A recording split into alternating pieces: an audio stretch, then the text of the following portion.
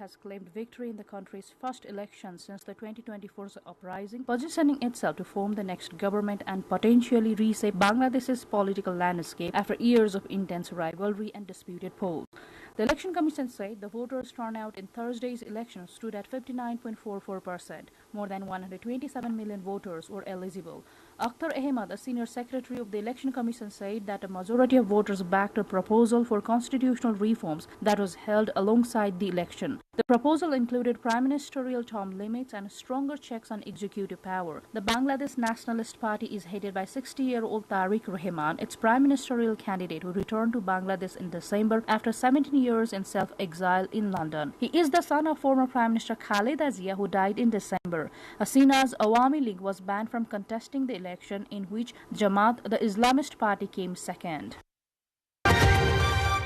This week, two other Asian nations also went to the polls. In Japan, Prime Minister Sanae Takaichi and her Liberal Democratic Party secured a commanding majority, while in Thailand, Prime Minister Anutin Charnvirakul led his party to a victory and began forming a new coalition government.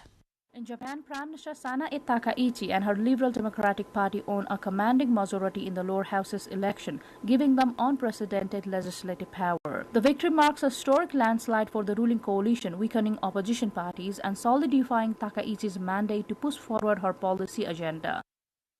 While in Thailand, Prime Minister Anutin Charnvirakul led the Vumjai Thai party to a decisive win in the general election, securing the largest share of parliamentary seats. The party is now forming a coalition government with a few Thai party, ensuring a stable majority and continued leadership for Anutin. It is said the results signal a shift towards more pragmatic and stability-focused politics following years of political turbulence and the decline of traditional dominance by few Thai.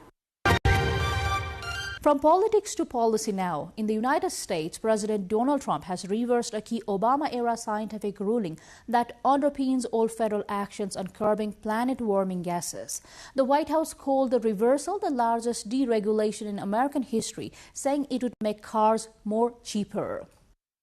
Speaking in the Oval Office, Trump said the 2009 ruling was a disaster Obama-era policy that severely damaged the American auto industry and massively drove up prices for American consumers. In 2009, Barack Hussein Obama, his EPA designated fossil fuels such as oil, gas, and other things that actually make factories rock and roll and other things drive very nicely as a threat to health and human welfare, known as the endangerment finding.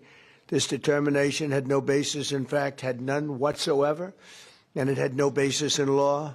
On the contrary, over the generations, fossil fuels have saved millions of lives and lifted billions of people out of poverty and all over the world. And Trump administration officials are stressing that overturning the regulation will save more than $1 trillion and will help cut the price of energy and transport. Reversing the finding will reduce automobile manufacturers' cost by $2,400 per vehicle, the White House claimed. While working on overturning the finding, the Trump administration also utilized the 2009 ruling to prevent states from passing the laws that would be stricter on carbon emissions. Environmental groups say the move is by far the most significant rollback on climate change it attempted and are set to challenge in the courts. Trump also said promoting coal power helps lower energy costs and boasted about withdrawing from the Paris Climate Accord during an event at the White House. In Europe, leaders of the European Union met in Brussels this week to tackle pressing issues like energy security, migration, and regional stability. The talks aim to strengthen coordination among member states as the bloc faces economical and geopolitical challenges